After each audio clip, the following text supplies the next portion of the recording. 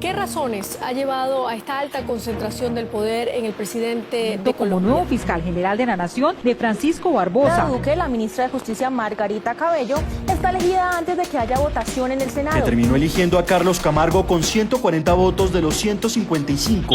Son tres personas que están a cargo de órganos de control que deben tener una plena independencia y autonomía. ¿Por qué se habla de concentración de poder en el gobierno Duque? Margarita Cabello, Carlos Camargo y Francisco Barbosa, afines a las ideas políticas del gobierno de Iván Duque, fueron elegidos como los representantes de tres de los organismos de control más importantes del país: la Procuraduría, la Defensoría del Pueblo y la Fiscalía. La organización Transparencia Internacional lanzó una alerta sobre la concentración de poder en la rama ejecutiva, donde no solo hacía referencia a la elección de estos tres personajes, sino a la figura del legislador transitorio del presidente en medio del estado de emergencia decretado por la pandemia de coronavirus, a los perfilamientos contra periodistas, activistas y opositores, y al débil control político desarrollado por el Congreso, en donde el presidente además tiene mayorías.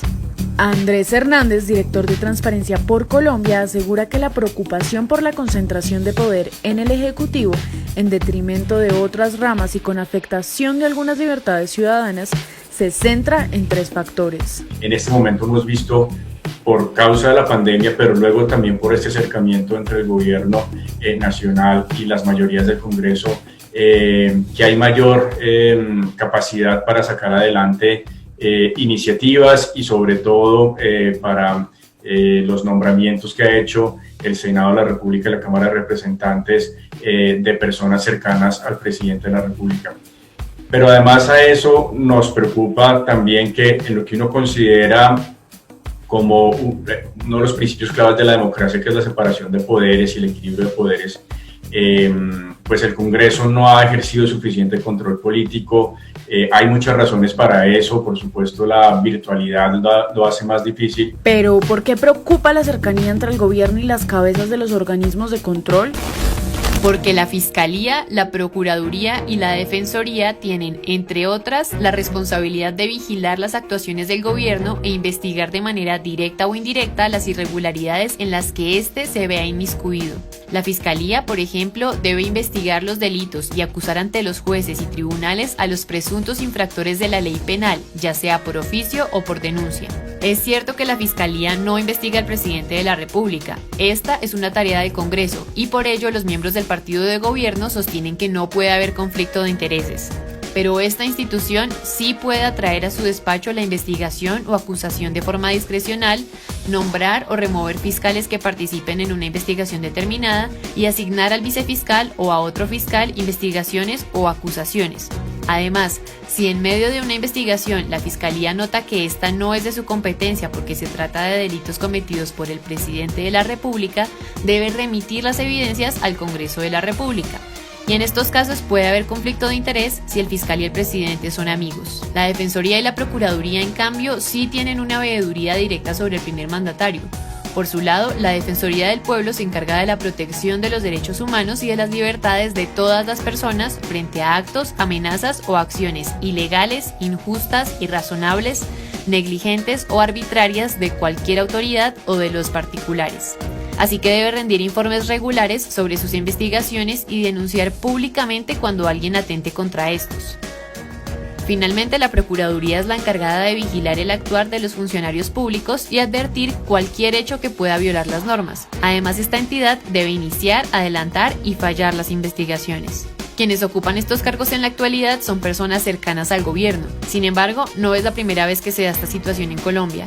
Lo mismo pasó en el gobierno de Juan Manuel Santos o el de Álvaro Uribe. Francisco Barbosa, actual fiscal general de la Nación, estudió Derecho en la Universidad Sergio Arboleda, en donde conoció y formó una amistad con el presidente Duque. En diciembre de 2019, este último lo incluyó en la terna que le presentó a la Corte Suprema de Justicia para elegir fiscal general, y el 30 de enero de 2020 fue elegido por unanimidad. Por su relación personal y profesional, de Justicia y Transparencia Internacional le han pedido en repetidas ocasiones que nombre un fiscal ad hoc para supervisar la investigación penal contra Duque por las presuntas irregularidades en su campaña, la llamada ñeñe política.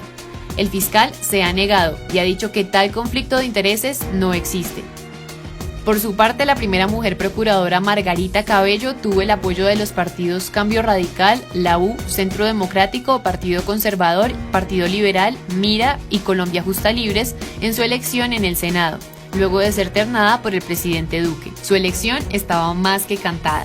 Cabello Blanco es abogada, especialista en Derecho de Familia y Derecho Procesal. Se dio a conocer en la escena nacional en 2009, cuando pasó de procuradora delegada para la vigilancia disciplinaria en la administración de Alejandro Ordóñez a la terna realizada por Álvaro Uribe a la Fiscalía. El 11 de junio del 2019, Duque la nombró ministra de Justicia. En su paso por el ministerio logró mayorías en el Congreso para aprobar el acto legislativo que elimina la prohibición de cadena perpetua para quienes cometan delitos contra los niños. Fue cuestionada por el manejo del motín de la cárcel La Modelo, en el que murieron 24 internos y 83 resultaron heridos. Además, no sacó adelante la reforma a la justicia. Carlos Camargo, el nuevo defensor del pueblo, es un político que está relacionado con el Partido Conservador. El defensor también se graduó de la Universidad Sergio Arboleda. En el 2018 fue director de la Federación Nacional de Departamentos.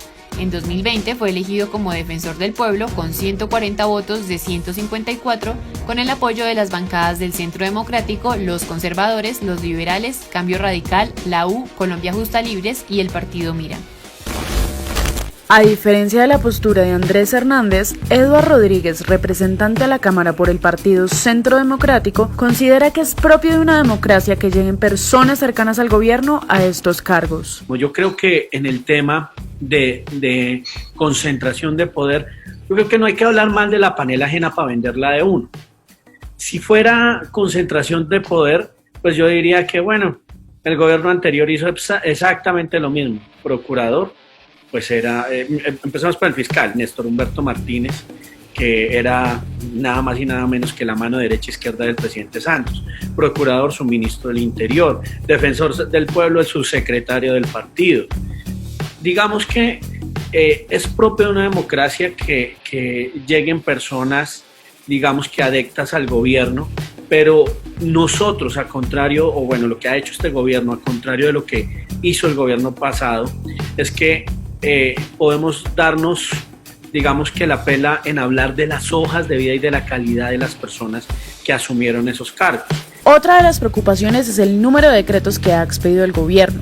Cuando se tomó la decisión de declarar estado de emergencia por la pandemia de coronavirus, el Ejecutivo adquirió la calidad de legislador transitorio, es decir, para que el gobierno pueda actuar de manera rápida y eficiente frente a esta coyuntura, recibe la facultad de legislar sin, por así decirlo, la burocracia que requiere esta tarea.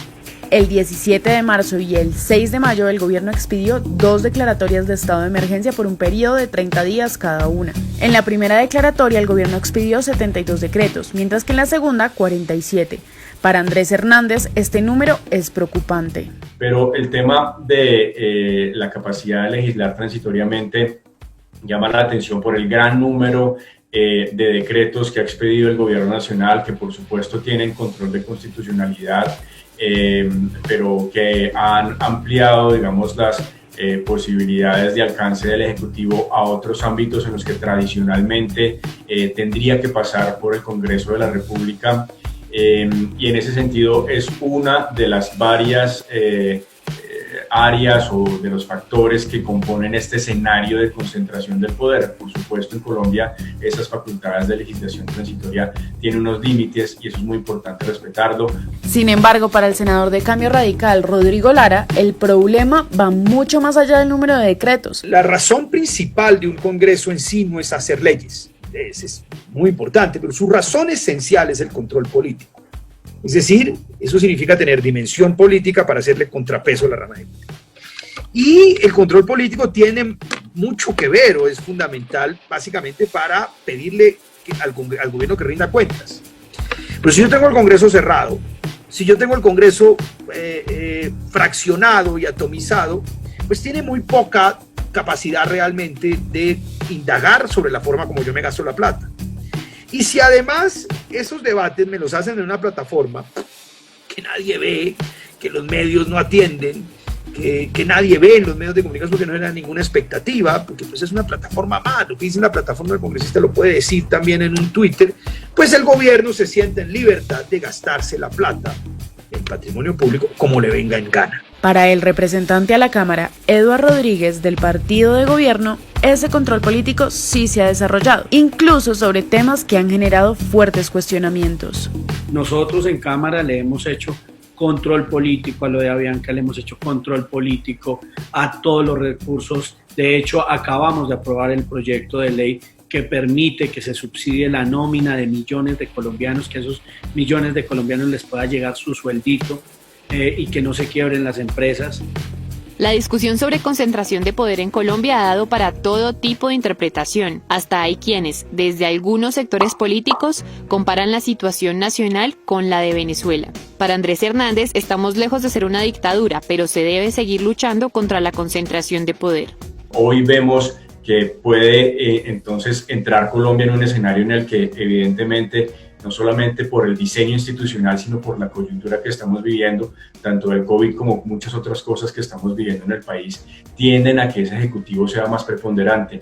No significa que ya estemos a puertas de una dictadura, significa que tenemos que activar todas esas instituciones democráticas, todo ese diseño, todas esas libertades que hemos contemplado en nuestra Constitución del 91 para que mantengamos y preservemos ese equilibrio de poder. El debate sigue abierto.